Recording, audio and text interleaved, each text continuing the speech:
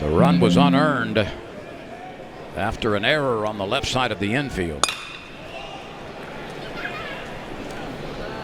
And this will be up on the net, out of play on the left side. That was definitely a ball that, the old box a year ago maybe caught, at least in that area. Those are pretty cool seats, Len. I sat down the first base side for the first game of the year, and you'd like it. It's got the chairs are comfortable. They swivel. You've got a little bar down there. There's a little ice chest area. They've got pretty early. And the Colonels do a lot of first pitch swinging, or at least have early. Here's a base hit on the first offering. Right down the middle, belt tie, West. Homer Delgado Dolphin played for Joe Sherman, longtime head coach there, who's going into the Louisiana Sports Hall of Fame this summer. And well deserved as well. Here's Irvin, swing and a miss. So the first three hitters, Ronnie, have liked the first pitches they've seen. 1 run, 3 hits early for Nicholls. 4-2-1 for the Tigers. There you see back-to-back changeups, and that is the pitch that he started to really develop. I mean, he always threw it, but trusting it and throwing it often. That one is boxed away by Aaron Beatty, but no advance by the Nicholls runner at first base. That was Westcott. a mistake by Westcott. Yeah, he had a chance easily. He should have been standing on second base. I mean, you got to take a secondary lead as soon as that ball hits off the glove. That ball bounces plenty far enough away for him to make it a second. He runs well, and instead he got caught flat-footed.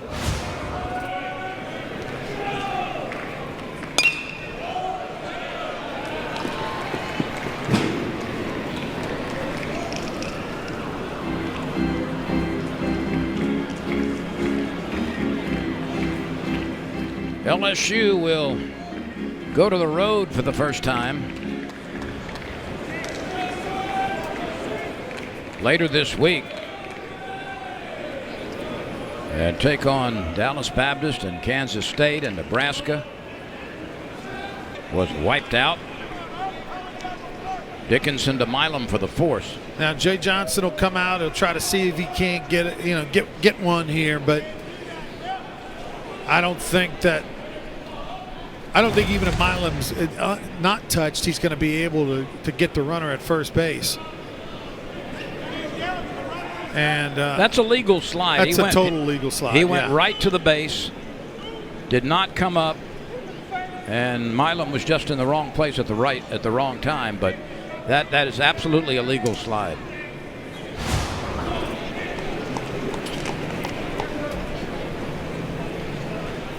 But LSU is literally getting on the bus after they shower when the game's over and heading to Dallas. They were loading up the bus right after batting practice, putting their luggage, equipment. I saw managers putting equipment. I saw players putting their bags on the bus.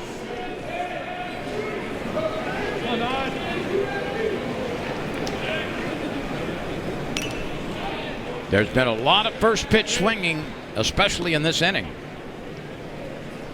Schmidt working with a 4-1 lead.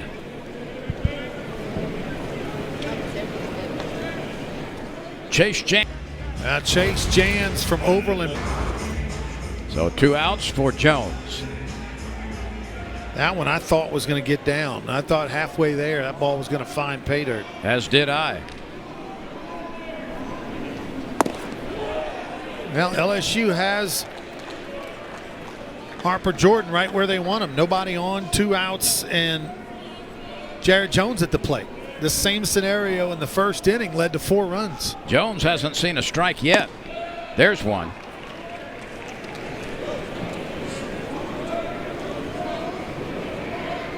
Jones walked. Pearson was plunked. Dickinson came through with an RBI single. Larson. Goodbye. Watch right here. Fastball, going to try to run it in on his hands and got it up at the belt. Tigers lead it. Jones at the plate.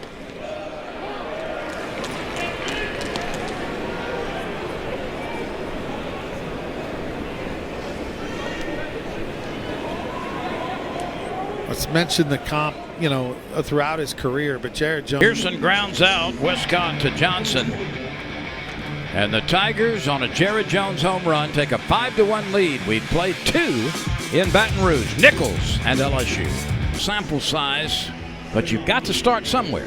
LSU pitching this year, second in Division I with a 1.33 ERA. First in WHIP, second in strikeouts to walks, second in walks per 9 innings. LSU has thrown a lot of strikes, Ronnie. I know you were impressed in fall ball and the run-up to the regular season with the ability for a lot of these pitchers to find the strike zone frequently. Yeah, that was definitely something that jumped off the page when I saw them in the fall about 4 times in games. It didn't matter who was pitching. They seemed to fill up the zone more frequently than in the past. And obviously through the first 7. Titanium knee? I would bruise the ball. It might be a base hit. It would hit the knee and go forward like possibly a so. It would ping. Here's Milam after the ground out. Larson at second base, 2 gone. Milam produced a couple of runs with a base hit in the first inning.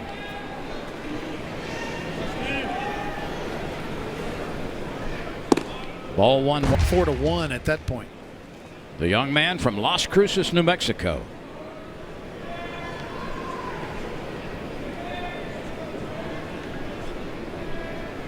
The 1-0 pitch.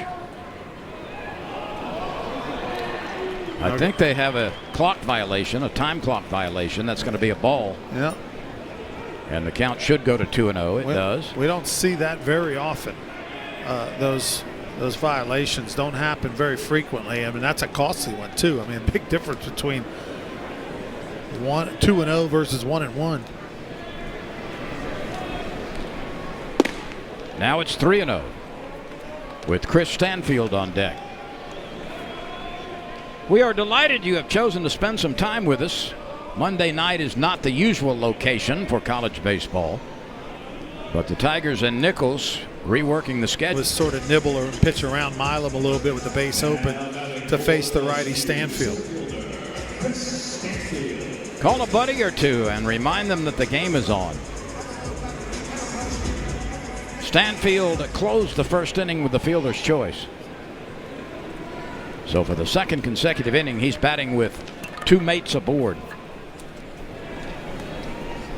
The pitch sweeps wide. Good recognition by Stanfield on the twister.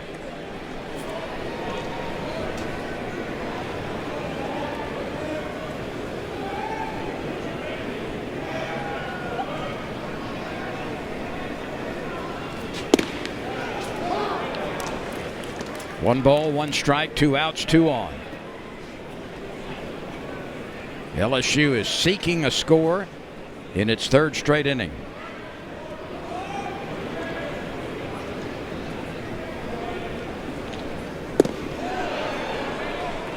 One and 2 on Chris Stanfield. From Tallahassee, Florida.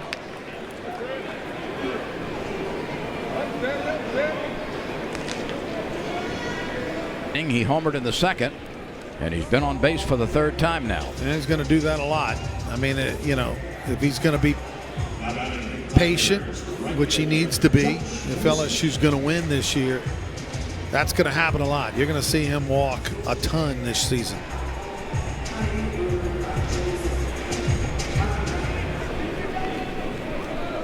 Josh Pearson out of West Monroe. Steve Reich, lefty to lefty.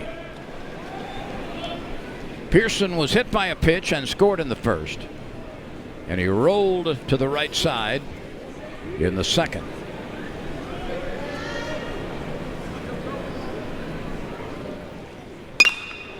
He swings and lifts it into foul ground on the right side. There is not room. That's out of the reach of first baseman Johnson.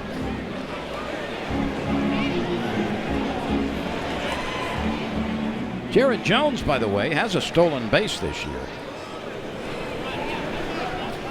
Cool as that got to be for the Pearson family, huh? To have 2 sons. Yeah. Not only just on the team, but playing vital roles. Obviously, we've seen that happen over the years. But for those families, it's a special time when you get to do it Jared Jones was running on the pitch, and he'll return to first base. I guess everybody has gotten used to the double bag concept at first. That's a foul ball past that double bag. Half of it's green, half of it's white. Yeah. The green part is in foul territory. I think it's smart. I do too. I mean, it's obviously it's different to get used to, but it makes all the sense in the world. It's a safety precaution. It eliminates, for 150 years, there's been collisions at first base. And been twisted ankles. Guys have stepped on people's feet and all that kind of stuff. It makes it safer and makes it a little easier for the umpire, too. To, I think, get a read on where everybody's feet are in relation to the bag. So essentially, the base runner goes to the green, the defensive player goes to the white. There are a few exceptions, but that's it essentially. So if everybody goes to the right color, you eliminate any potential for collisions. Now, they are green bags in the SEC, but you can use orange as Correct. well. Yep. I like green. Well, I'd have to see an orange one next to it to make up my mind. Well, I mean, I'm a comparison shopper. You've known that for years. Yeah, I think green's the best color. I mean, it reminds me of the Baton Rouge Rougarous, so I think that's what they should. Bears are fast over a short period of time, short period of distance. And he got there. Big fella showing some wheels, huh? And that's actually a pretty good pitch to throw on. That was almost like a little mini pitch out, but with a lefty on the mound, he's going first movement, so the minute his foot lifts, he takes off, which is on coming out of the bullpen. Throws a scoreless inning against LSU. We have played 4 in Baton Rouge. Tigers 5, Colonels 1. Now, Schmidt has been everything you expected. Remember, he was one of the most highly touted high school pitchers in America. Was expected to be a surefire first-round pick, and worst, a sandwich pick between first and second round, which normally when you get drafted in those spots, you do not go to college. Instead, he told the Major League Baseball folks that, hey, I'm pulling my name out of the hat on the day of the draft. I want to go to college. And Jay Johnson definitely was fired up when he got that phone call. And ever since, he didn't have the best fall, like a lot of freshmen. Had some freshman struggles a little bit, but has really, since Christmas, turned the corner and is living up to all the expectation. I'm going to give you a number that you never achieved, and that is 16 consecutive first pitch strikes. Can you believe that? That's a fact, Jack. That's pretty good. Michael Braswell has gone in to play third. So Tanner Reeves was lifted for a pinch hitter. That was John Pearson. And Braswell, who has been holding down third base, enters the game here in the top of the 5th at the hot corner. Westcott checks his swing and fouls it away. But that's incredible that William Schmidt has thrown 16 consecutive first pitch strikes. For old LSU fans, I'm going to give you a comp in just a little bit I've seen out of Schmidt. Okay. And totally different body, 92 through 94. A guy who's got a very over the top delivery, sort of mechanical in nature. But the breaking ball is 80 to 83. The fastball is 90. Obviously, Schmidt's got a little more upper range on the fastball, but Schultz was one of, the all-time strikeout record for many decades until Jared Poche broke it. And they both, as freshmen, just came out the box. Schultz was an All-American pitcher as a freshman, and I think Schmidt may be on his great changeup, and the changeup was elevated. And they took advantage of the mistake. You see the straight change that's up in the letters.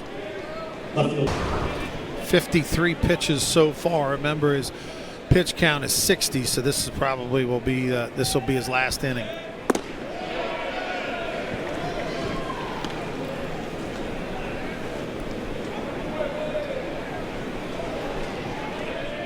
Chase Jans has singled and scored. That came in the first.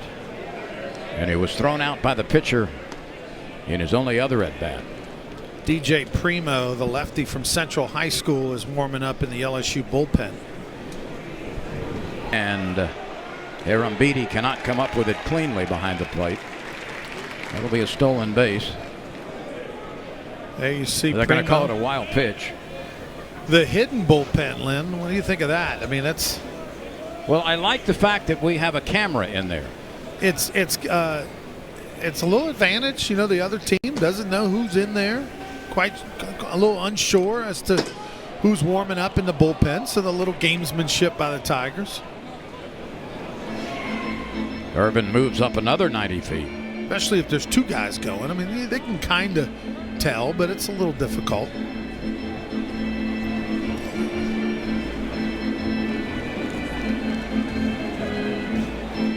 During the day, there's quite a shadow underneath the stadium, so it's really hard when it's daytime for the opponent to know. Nighttime with the lights underneath, you can kind of see some numbers and see who's throwing. But during the day, I don't know if the opponents really know who's in that LSU bullpen. Jans is reaching and missing. The make it happen pitch at 2 balls, 2 strikes, 1 out, a runner at third. And yet another wild pitch. Is able to cross the. That ball traveled a lot further than I thought. It was kind of a half swing, and he got it up in the wind, blowing out to right, and it carried near the warning track. Pearson tracked it down for the second out, and we will have a pitching change timeout right here after 4 2/3 innings from the starter William Schmidt. Primo comes out of the bullpen, but before he gets to the mound, we'll step aside for a moment as Nicholls and LSU are doing battle, and the Tigers have a 5 to. So we've seen him, come in, face one lefty, and be done, and he's really worked on the command of that breaking ball. Primo's going to throw a fastball around 90 miles an hour, but the slider from the left side is really going to be the pitch that determines how much he throws this year for LSU. The former Central High Wildcat who played for Leo McClure, Todd and Tana and Trey's dad, the legendary high school coach, played for him at Central High and has kind of stuck with it here at LSU. This is like his 3rd season. You don't see many guys sticking around the same school more than a couple years these days with the transfer portal. Kalura whacks the first one into the net, foul. So Primo working lefty on lefty here with 2 outs.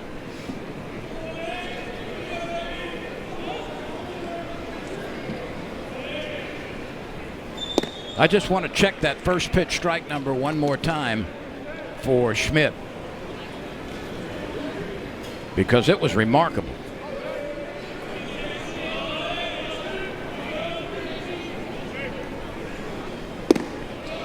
That's a little high.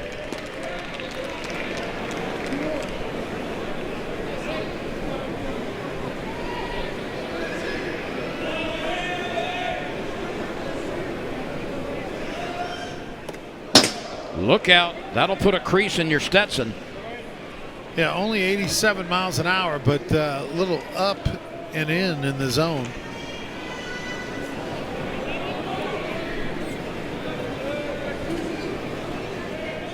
Schmidt faced 19 batters and threw a base hit and 3 wild pitches, produce a run for Nicholls in the 5th, but the Tigers are still in command. They lead it. It's definitely the toughest conference in baseball or softball in the country is the SEC, and it's not even close.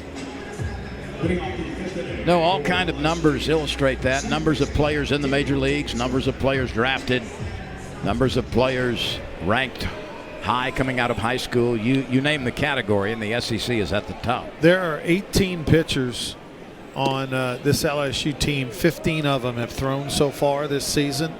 Now we'll see Gavin Guidry. They expected this weekend. He should be healthy enough to throw this weekend. But of the 15 arms that we've seen, all of them are pro prospects at some level. And it wouldn't shock me really if any of them made it to the majors at some point. That's how much talent that LSU's working with. But also, a lot of SEC teams can go 10 deep with pro prospects in their top 10. You speak the truth. Dickinson, Larson, and Arambidi, I should say. Let's see if LSU can counter the run in the top of the inning. By the way, just a little aside here, but congratulations to former Tiger outfielder Paxton Kling. He's hit 5 home runs already. Yeah, he's at Penn State. He transferred in the portal. He played his first 2 years at LSU. He's in his junior season. He'll be draft eligible this year. He's got 5 homers early on, which through the first week and a half or so leads the country in that category. Pitches, that's part of Jay Johnson's hitting approach, is he wants the guys on top of the plate. He wants them spread out. He doesn't want them moving their feet. You can turn your head and you can turn your body, but don't jump out of the way. Keep your feet in the dirt. And because of that approach, LSU's always getting hit by pitches.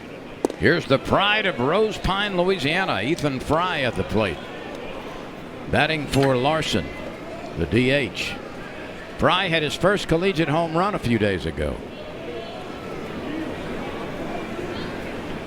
Dickinson with a pretty healthy lead and draws the throw. If I were being instructed, Ronnie, to absorb pitches like that, I think I'd want the coach to show me how first. Yeah, easier said than done, huh, Coach? How about this past weekend?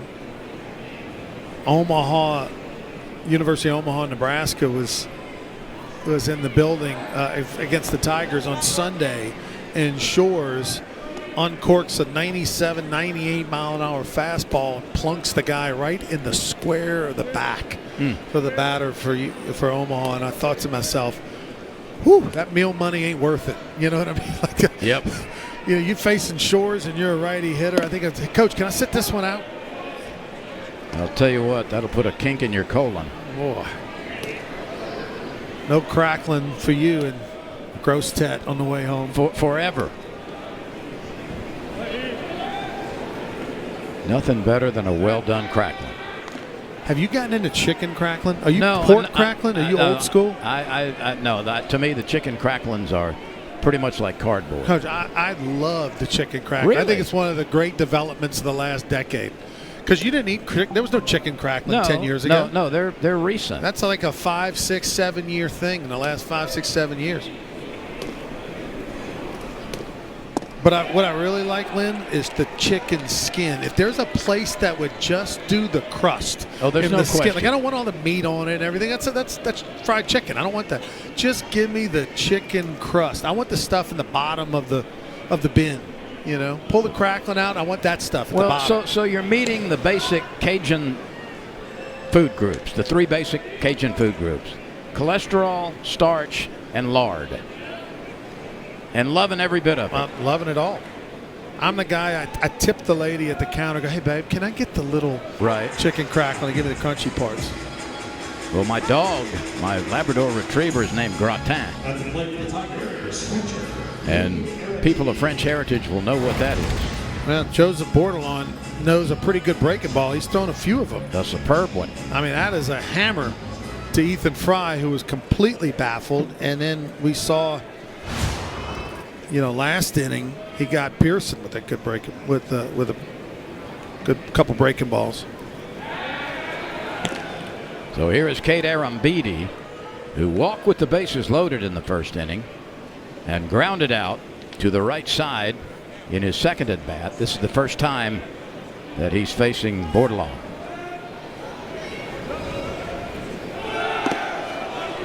Runner was leaving and he's able to get back. Dickinson went a third of the way, or almost, and then retreated safely. A little bit close at first base. Yeah, got in there. Always love it when catchers have enough confidence and are accurate with their throws and can throw behind runners. That time might have been paying a little too much attention to the runner and forgot about that borderline breaking ball. Scooted right under the glove. That's in the dirt and a wild pitch. That'll go down as a wild pitch. That's a tough one. Looked like he was maybe trying to throw a slider there, and it came up real short. Maybe skipped off the plate a little bit. Looked like he might have caught the back of the plate.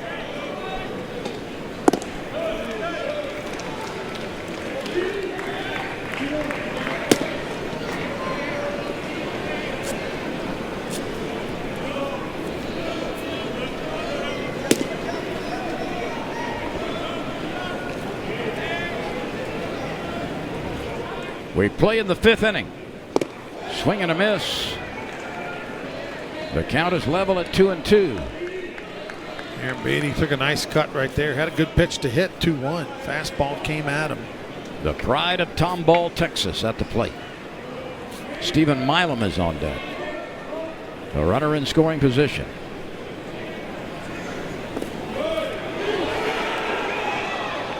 Here's a throwback. It's close. But Daniel Dickinson able to reverse and get back. He did the same thing at first base.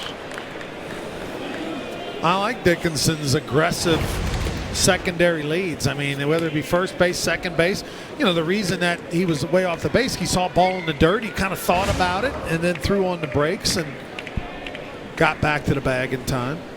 Put a little pressure on the catcher. In Baton Rouge, Beth Torina's undefeated Lady Tigers go to a tournament in California. And then, of course, LSU has some good competition in a tournament in Dallas. Now with the Mardi Gras weekend, too, a good time to get out of town. Here you see David Hogg, the second, pinch running. Freshman out of Texas.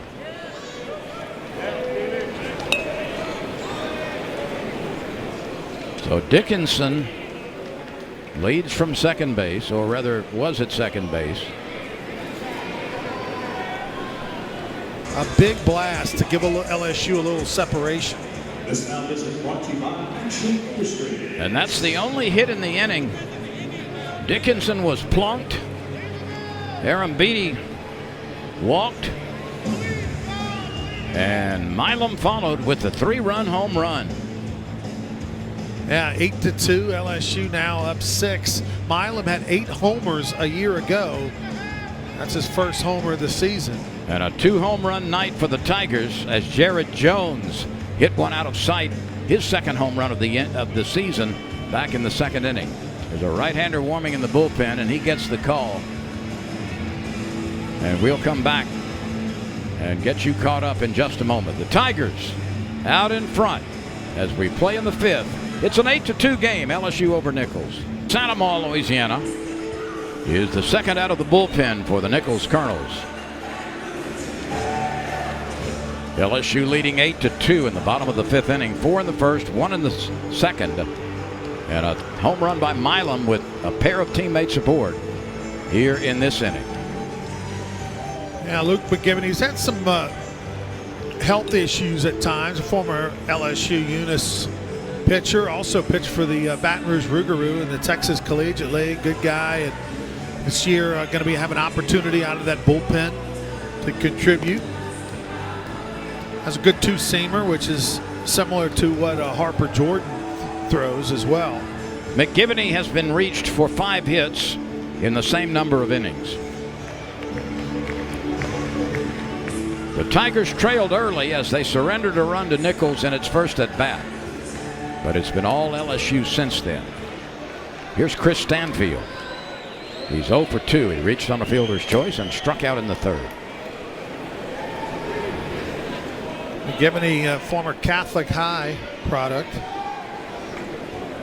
Started off his career at UO Lafayette, then went to LSU Eunice, and now over at Nicholls. McGivney went to the same high school as William Schmidt, the ninth starting pitcher for LSU. Did he win a national championship at Eunice? There's a pretty good odds you're going to do that if you go play there a year or two. You should see, Lynn, what they're building over there. Their new I have not Jeff seen Willis, it, but I've heard it's Jeff Willis, really going to be a palace. Head coach, athletic director at LSU Eunice. They have built a new ballpark, and they're in the process of finishing it. But turf field and just an unbelievable stadium and all for junior college baseball.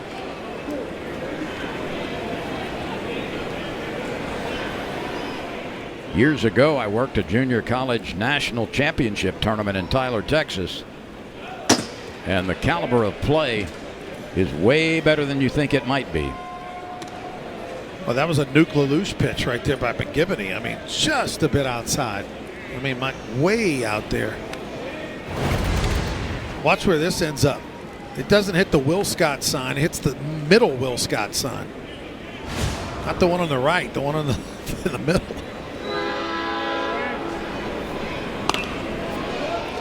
Here's a number foul.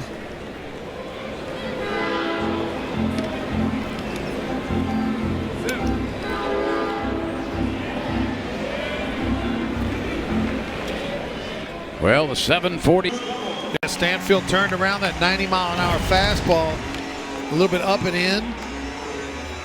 Got his hands on top of it and drove it down the line. Here's Michael Braswell batting for the first time. Braswell was not in the starting lineup at third base tonight. That position was taken by Tanner Reeves, but Braswell entered the game an inning or so ago. This is his first at bat.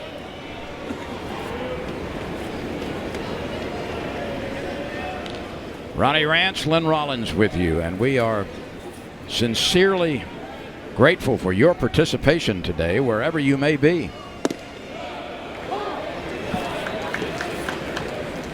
Maybe at a sports bar somewhere, at home, on a patio, over at the neighbor's house, airport waiting room.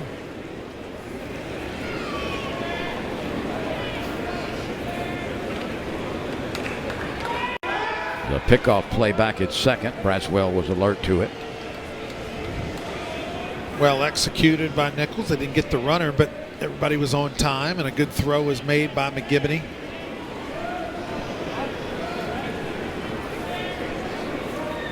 Stanfield.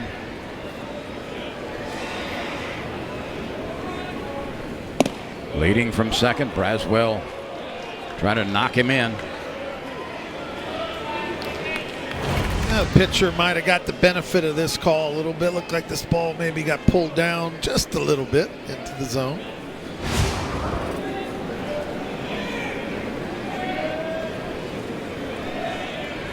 Braswell with an RBI opportunity. Oh my. Okay. Second baseman didn't break to the bag, but McGivney threw to him. I think it's fair to say one half of that combination got it wrong. Yeah. I don't know which one, but interesting that he threw it.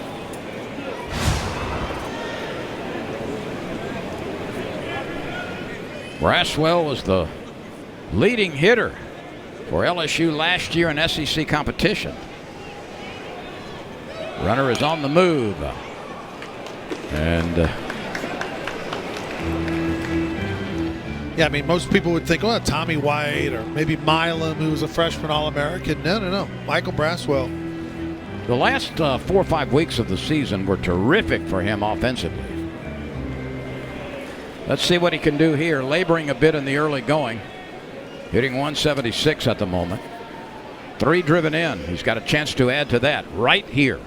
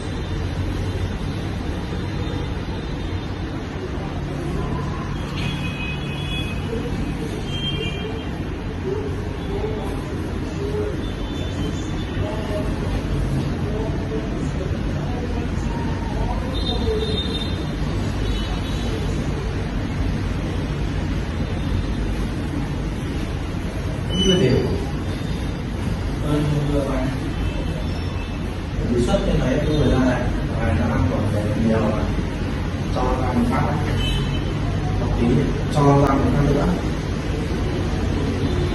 xem cái gì